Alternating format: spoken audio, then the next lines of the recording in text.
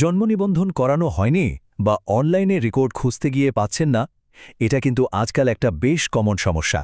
অনেকে এটা নিয়ে ভুগেন, তবে চিন্তার কিছু নেই, এর সমাধান কিন্তু আছে। এই আলোচনাতে আমরা ধাপে ধাপে দেখব কিভাবে বিলম্বিত জন্মনিবন্ধনের জন্য আবেদন করা যায়। চলুন শুরু করা যাক। এরকমটা কিন্তু অনেকের সাথেই হয়, তাই না?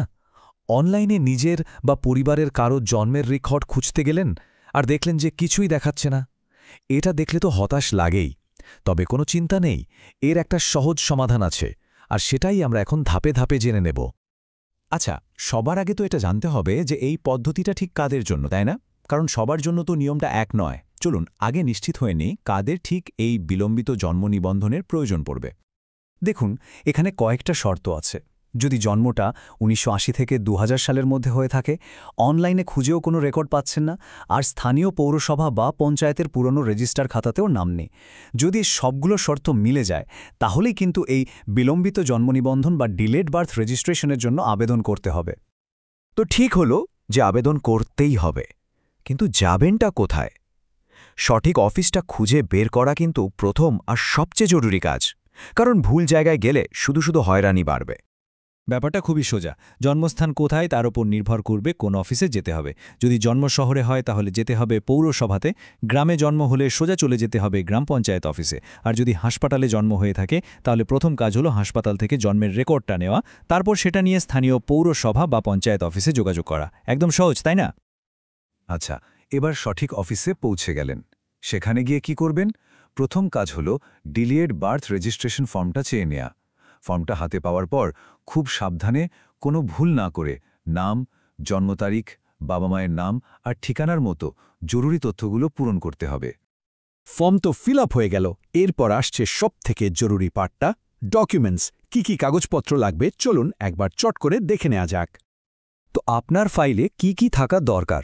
প্রথমত, জন্ম তারিখের প্রমাণ হিসেবে মাধ্যমিকের অ্যাডমিট কার্ডটা লাগবেই। তারপর নিজের আর বাবা মায়ের পরিচয়পত্র, মানে আধার বা ভোটার কার্ড, আর ঠিকানার প্রমাণের জন্যও একটা সরকারি নথি। আর হ্যাঁ, হাসপাতালে জন্ম হলে সেখানকার রেকর্ডটা কিন্তু মাস্ট। এই সব কাগজপত্রের মধ্যে অ্যাফিডেভিট বা হলফনামা শব্দটা শুনলেই অনেকে একটু ঘবড়ে যান, কিন্তু বিশ্বাস করুন, এটা একদমই জটিল কিছু নয়। একজন নোটারির কাছে গিয়ে শুধু এইটুকু লিখিয়ে নিতে হবে যে নির্দিষ্ট ব্যক্তির জন্ম এই তারিখে হলেও সেই সময় সার্টিফিকেট তৈরি করা হয়নি। ব্যাস, এই একটা লাইনই যথেষ্ট। তো আপনার কাজ কিন্তু মোটামুটি শেষ। ফর্ম আর সব কাগজপত্র জমা দিয়ে দিয়েছেন। এরপর আসল কাজটা শুরু হবে অফিসের ভেতরে। চলুন তো একটু উঁকি দিয়ে দেখি পর্দার আড়ালে ঠিক কি হয়। দেখুন, প্রথমে কি হয়, আপনার দেয়া সব কাগজপত্র, মানে ওই স্কুল সার্টিফিকেট, হলফনামা, সব কিছু খুঁটিয়ে দেখে আপনার লোকাল অফিস।